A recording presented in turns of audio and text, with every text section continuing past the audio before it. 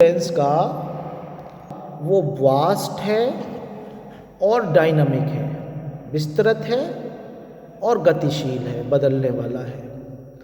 It extend to various branches of law and legal thoughts, और ये जो फैलता है अलग अलग कानून और कानूनी विचारों की शाखाओं तक, विभिन्न शाखाओं तक फैलता है। तो जो कानून है वो और कानूनी विचार है उसकी विभिन्न शाखाओं तक फैला हुआ है इसका क्षेत्र विस्तार या इसका स्कोप। ये कहाँ तक पहुँचता है? विभिन्न लॉ और विभिन्न कानूनी विचारों की शाखाओं तक फैला हुआ है जूरिस्प्रूडेंस। अब देखिए इसमें ये 6 तरह का होता है, इसका स्कोप जो है वो 6 तरीके का होता है। पहला है जनरल जूरिस्प्रूडेंस, दूसरा पर्टिकुलर जूरिस्प्रूडेंस, जो ये दोनों तो आपको ऑस्टिन ने ही बताए थे। फिर लीगल पॉजिटिविज्म, ये भी ऑस्टिन का ही है। फिर नेचुरल लॉ, सोशियोलॉजिकल जूरिस्प्रूडेंस और क्रिटिकल लीगल स्टडीज़। ठीक है ना? तो ये जो है स्कोप है जूरिस्प्रूडेंस का, यानी इसका क्षेत्राधिकार है, इस तरह से कह सकते हैं, इसका क्षेत्र विस्तार है। तो अब इसमें क्या क्या शामिल होता है जूरिस्प्रूडेंस में साहब? हम इस तरह से अगर आसान वर्ड्स में समझना चाहें कि स्कोप ऑफ जूरिस्प्रूडेंस में या जूरिस्प्रूडेंस के क्षेत्र विस्तार में, इसका क्षेत्राधिकार में क्या क्या आता है, तो ये 6 जो थॉट्स हैं वो आती हैं। General jurisprudence, particular, legal positivism, natural law, sociological jurisprudence और क्रिटिकल लीगल स्टडीज़। ये 6 चीज़ें इसमें शामिल हो जाती हैं। अब देखिए इसके बाद में पहले को हम देखते हैं, ठीक है ना? तो ये जो है, पहले तो ये है कि ये जो है विभिन्न जो शाखाएं हैं कानून की और कानूनी विचारों की, उन तक फैला हुआ है। और किन तक फैला हुआ है? ये 6 तो हैं ही, इसके अलावा भी और हो सकती हैं। तो पहला जो जनरल जूरिस्प्रूडेंस है, इट डील्स, जनरल जूरिस्प्रूडेंस क्या होता है ये समझने की कोशिश करते हैं हम। तो जनरल जूरिस्प्रूडेंस जो होता है, it deals with the fundamental legal principles applicable across different legal systems. तो जनरल जूरिस्प्रूडेंस जो होता है वो मूल कानूनी सिद्धांतों से डील करता है, व्यवहार करता है, और ये अलग अलग कानूनी पद्धतियों पर भी लागू हो जाता है। जैसे मैंने आपको बताया था कि जनरल जूरिस्प्रूडेंस क्या होता है, जो कि ऑस्टिन ने जूरिस्प्रूडेंस के 2 काइंड्स बताए थे, एक तो जनरल जूरिस्प्रूडेंस और एक पर्टिकुलर जूरिस्प्रूडेंस। तो ये जो जनरल जूरिस्प्रूडेंस होता है वो फंडामेंटल लीगल प्रिंसिपल्स के बारे में डील करता है, या मूल कानूनी उसूल जो होते हैं उनके बारे में बात करता है, जो कि अलग अलग देशों की कानूनी पद्धतियों में शामिल होते हैं और सभी में कॉमन होते हैं, उनके बारे में बात करता है। और पर्टिकुलर जूरिस्प्रूडेंस क्या होता है? दूसरा, particular jurisprudence studies specific legal systems such as common law, civil law, Islamic law etcetera. तो जो पर्टिकुलर जूरिस्प्रूडेंस जो होता है वो खास लीगल सिस्टम्स जो होते हैं उनका अध्ययन करता है। किसी एक लीगल सिस्टम का, किसी विशेष लीगल सिस्टम को वो उठाता है, उसको बारे में स्टडी करता है। जैसे कॉमन लॉ को स्टडी करेगा, हो सकता है सिविल लॉ को स्टडी करे कि जो पार्लियामेंट मेड लॉ है, मैन मेड लॉ है, उसके बारे में स्टडी करना शुरू कर दे, कॉमन लॉ या जो जज मेड लॉ है उसके बारे में स्टडी करना शुरू कर दे, तो हम इसको या इस्लामिक लॉ है उसके बारे में स्टडी करना शुरू कर दे, इंडियन लॉ है उसके बारे में स्टडी करना शुरू कर दे, तो हम इसको पर्टिकुलर जूरिस्प्रूडेंस कहते हैं। अब देखिए नंबर 3 होता है लीगल पॉजिटिविज्म या विधिक विश्लेषणवाद या विधिक सकारात्मकतावाद।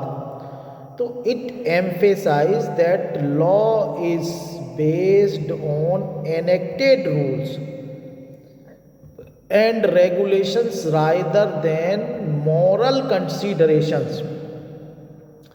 ठीक है ना। तो लीगल पॉजिटिविज्म क्या होता है, ये इस बात पे जोर देता है कि लॉ जो है वो बनाए हुए नियमों पर और विनियमों पर आधारित होता है, इस बात पे ये जोर देता है, ना कि नैतिक जो मान्यताएं हैं उन पे आधारित होता है। तो ये जो विधिक सकारात्मकवाद है वो ये कहता है कि लॉ जो है वो नियम जो बनाए जाते हैं और विनियम बनाए जाते हैं उस पर आधारित होता है, ना कि नैतिक जो विचार होते हैं, कंसीडरेशंस होते हैं, उस पे आधारित होता है। ये इस बात पे लीगल पॉजिटिविज्म जोर देता है। तो ये भी जूरिस्प्रूडेंस के स्कोप में शामिल है। तो हमने 3 बातें देख ली कि जूरिस्प्रूडेंस कहाँ तक फैला हुआ है, जनरल जूरिस्प्रूडेंस तक फैला हुआ है और पर्टिकुलर जूरिस्प्रूडेंस तक फैला हुआ है और लीगल पॉजिटिविज्म तक फैला हुआ है और 4 नेचुरल लॉ तक ये फैला हुआ है। तो नेचुरल लॉ क्या होता है? Natural law argues that law should be based on moral and ethical principles inherent in human nature. तो ये जो नेचुरल लॉ है वो ये तर्क देता है, जैसे कि लीगल पॉजिटिविज्म ऊपर वाला जो था वो ये कह रहा था कि साहब लॉ जो है वो मॉरल कंसीडरेशन पर बेस्ड नहीं होता है, रादर देन मॉरल कंसीडरेशन। यहाँ पे ये आया था कि मॉरल कंसीडरेशन पे आधारित नहीं है, बल्कि कानूनी रूल जो होते हैं, बनाए हुए नियम, ताकतवर के बनाए हुए नियम या विनियम, उस पे आधारित होता है, ना कि नैतिक मान्यताओं पर। जबकि नेचुरल लॉ ये कहता है कि साहब लॉ जो है वो नैतिकता पे बेस्ड होता है और एथिकल उसूलों पर, जो नीति शास्त्रीय उसूल होते हैं उस पे आधारित होता है, जो कि ह्यूमन नेचर में ही होते हैं। मैं कहीं पे गया, किसी के घर गया, वहाँ पे उसका लैपटॉप रखा हुआ है, मुझे पता है कि इसका लैपटॉप रखा है और मैंने इसको चुरा लिया, तो इसको पता नहीं चलेगा, फिर भी मैं चुराता नहीं हूँ उसका लैपटॉप, क्योंकि इंसान के अंदर कुछ इनहेरेंट ह्यूमन नेचर में कुछ मॉरलिटी होती है। मुझे पता है, पता नहीं चलेगा, 10 लोग और आए हैं कि किसने चुराया, और मैं फिर भी चुरा के नहीं लाता। तो जो इनहेरेंट ह्यूमन नेचर में जो मॉरलिटी है, नैतिकता है, एथिकल प्रिंसिपल्स हैं, उसे वो चोरी करने से रोक रहे हैं, उसे वो गलत काम करने से रोक रहे हैं। तो नेचुरल लॉ ये कहता है कि law should be based on moral and ethical principle inherent in human nature, कि लॉ जो है वो नैतिक और नीति शास्त्रीय उसूलों पर आधारित होना चाहिए, जो कि मानवीय प्रकृति में ही निहित होती है, अंतर्निहित होती है। क्या वो बात करते हैं अब हम जो जूरिस्प्रूडेंस का नेक्स्ट क्षेत्र विस्तार है या स्कोप है वो है सोशोलॉजिकल ज्यूरिस्प्रूडेंस। और ये जो सोशोलॉजिकल ज्यूरिस्प्रूडेंस है, it examines the relationship between law and society, considering the impact of legal rules on social behaviour. ठीक है ना। तो जो सोशोलॉजिकल ज्यूरिस्प्रूडेंस है वो लॉ और समाज का आपस में जो संबंध होता है उसकी परीक्षा करती है कि साहब लॉ बनाया गया और समाज पे लागू किया गया, और लॉ से समाज पर प्रभाव पड़ता है। जब लॉ बनाया जाता है, ये बनाया गया कि भाई जो कोई चोरी करेगा उसे उम्र कैद मिलेगी, आजीवन कारावास होगा, तो जाहिर सी बात है चोरी कोई करेगा नहीं या कम करेगा अगर लॉ सही तरीके से लागू होगा। तो अगर लॉ सही तरीके से लागू नहीं होगा तो जो कुछ भी बना दो कि भाई कोई भी आदमी एक किसी का अमरूद भी चुरा लेता है तो उसको आजीवन कारावास हो जाएगा, फांसी हो जाए, कुछ भी लॉ बना लो, अगर लागू ही नहीं कर रहे हो सही तरह से तो कुछ भी लॉ बन जाए, कितने भी लॉ बन जाए, उसका कोई फ़ायदा तो है नहीं।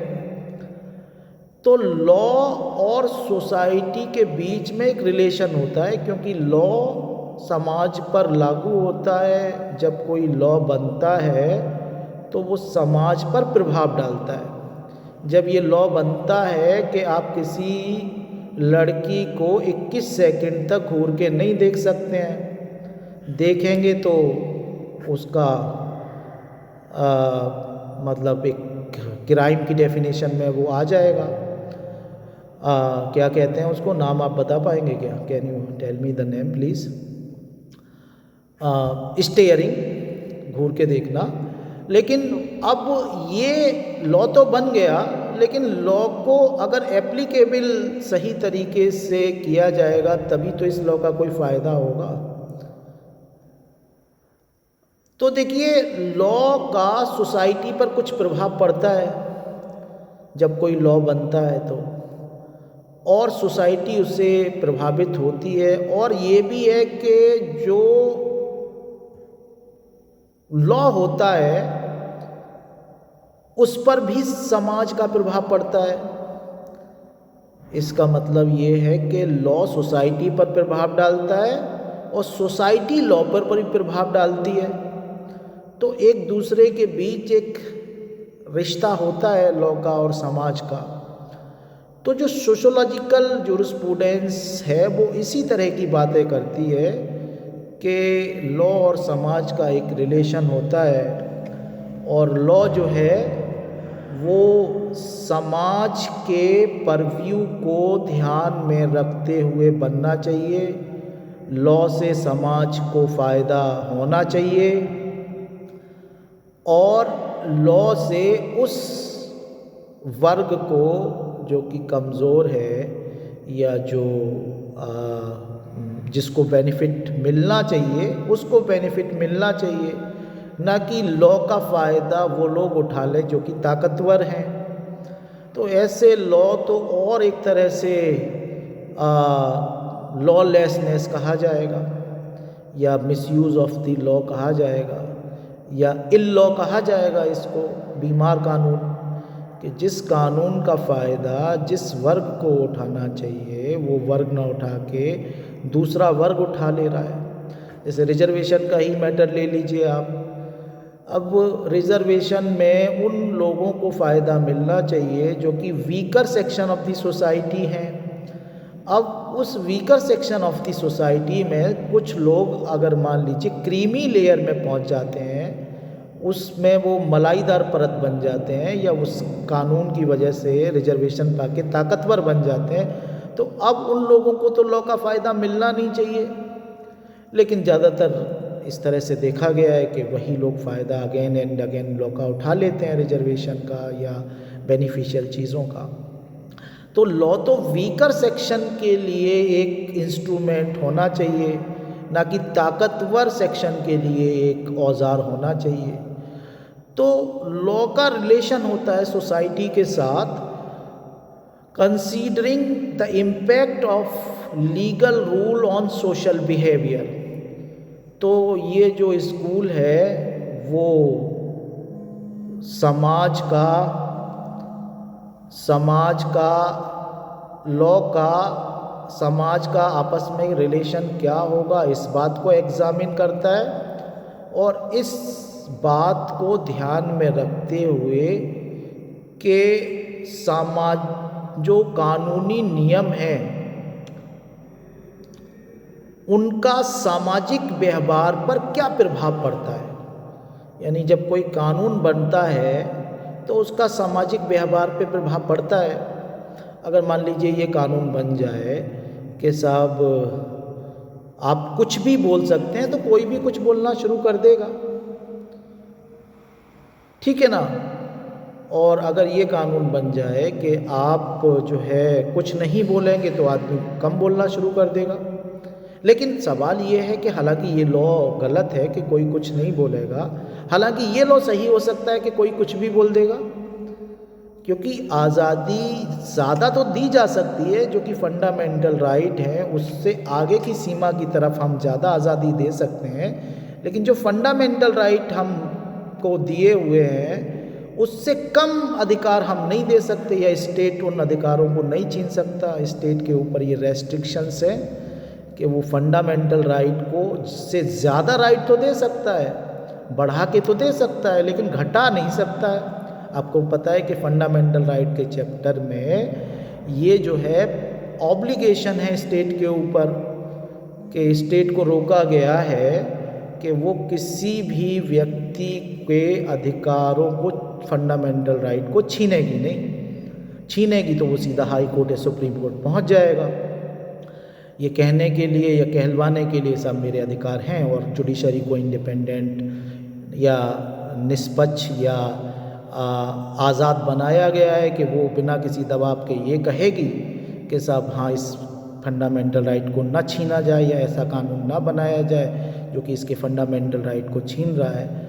एग्जीक्यूटिव से भी मना करेगी, लेजिस्लेचर से भी मना करेगी, और इसी वजह से वो बिना किसी दबाव के इंडियन जुडिशरी को रखा गया है। हालांकि अब ये अलग चीज़ है कि वो अपना जिम्मेदारी बिना किसी दबाव के निभा पा रही है या दबाव में आ जा रही है, वो तो जजेस की विल पावर पे होता है। हर व्यक्ति की अपनी विल पावर होती है, जजेस की भी, कि वो किन किन फैक्टर से, क्या वो ब्रेवरी से मैनेज हो पा रहे हैं, क्या वो बायस्ड हैं किसी पर्टिकुलर मैटर में, क्या वो किसी खास एंगल को ध्यान में रखते हुए जजमेंट दे रहे हैं, ये एक अलग चीज़ है।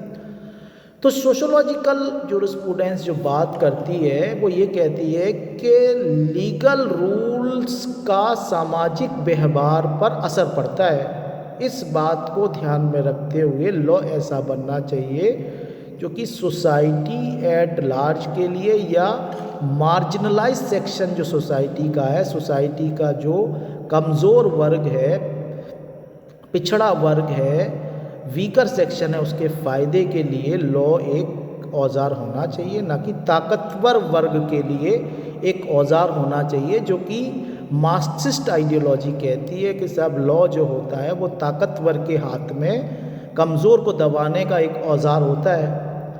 अब देखिए इसके बाद में हम जो इसका स्कोप समझेंगे क्रिटिकल लीगल स्टडीज़ से समझेंगे कि जो आलोचनात्मक जो कानूनी अध्ययन होता है, तो इसके वो भी हम इसमें अध्ययन करते हैं, जूरिस्प्रूडेंस में इसके क्षेत्र विस्तार में आ जाता है।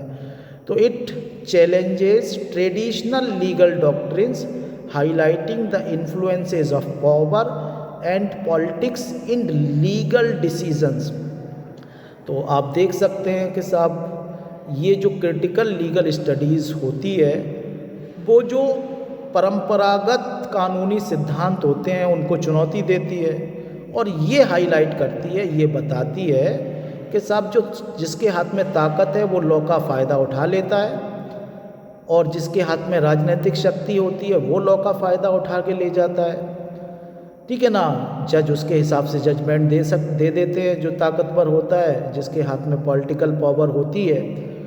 तो इसका जो प्रभाव होता है कानून पे जूरिस्प्रूडेंस में उसका भी जो है हाईलाइट करती है क्रिटिकल लीगल स्टडी के influence of power and politics in legal decision. कानूनी जो निर्णय होते हैं या जज जो जजमेंट देते हैं उसमें आपको पता है कि जो ताकतवर आदमी है वो अक्सर जीत जाता है। सुप्रीम कोर्ट के जजेस खुद कहते हैं कि साहब जो कमज़ोर इकोनॉमिक पावर वाला इंसान है वो कोर्ट कचहरी के चक्कर में ना पड़े, मुकदमेबाजी के चक्कर में ना पड़े, और जो ताकतवर पॉलिटिकल ताकतवर होता है वो जीत जाता है। जिसके हाथ में राजनीतिक शक्ति होती है, उसने मर्डर भी किया हो, हज़ारों मर्डर या दसियों मर्डर किए हों, वो भी बच के निकल जाता है राजनीतिक शक्ति का सहारा लेके।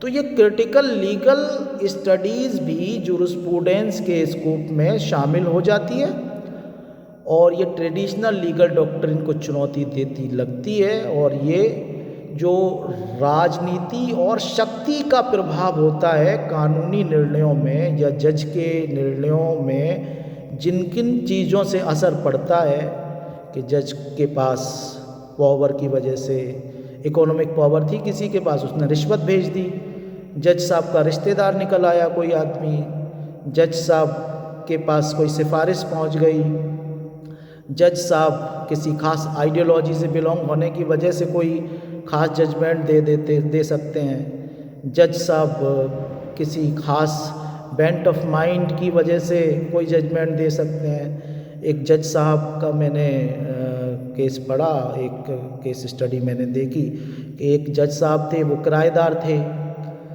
और एक जज साहब जो सीनियर थे उससे वो मकान मालिक थे। और किराएदारी का जब केस आया तो जो किराएदार जज साहब थे उन्होंने किराएदार के फेवर में डिसीजन दे दिया, और वो जब अपील में गया जजमेंट मतलब केस, तो जो अपील में है वो जज साहब मकान मालिक रहे थे, उनके पास काफ़ी का किराए पे कमरे उठाते थे, तो उन्होंने जो है जजमेंट मकान मालिक के फेवर में दे दिया। अब लॉ तो एक ही है, लेकिन जज का पर्सनल बायस जो है उसमें जब शामिल हो जाते हैं तो वो influence of power and politics, ideology, biasness, relations, ये सारी चीज़ें, कास्ट एटसेट्रा भी जो है लॉ का हिस्सा बन जाते हैं, जो कि अनफॉर्चुनेटली, दुर्भाग्य से, लॉ को इन चीज़ों से अप्रभावित रहना चाहिए। तो हम स्कोप ऑफ जूरिस्प्रूडेंस में 5-6 तरह की जूरिस्प्रूडेंस को देखते हैं। एक तो जनरल जूरिस्प्रूडेंस, एक पर्टिकुलर जूरिस्प्रूडेंस, एक लीगल पॉजिटिविज्म, एक नेचुरल लॉ, एक सोशियोलॉजिकल जूरिस्प्रूडेंस और एक क्रिटिकल लीगल स्टडीज़। तो इस तरीके से हम जो है अभी यहाँ पे एंड करते हैं। इसके बाद में कल से हम कंटिन्यू करेंगे। I hope you have got. Thank you very much.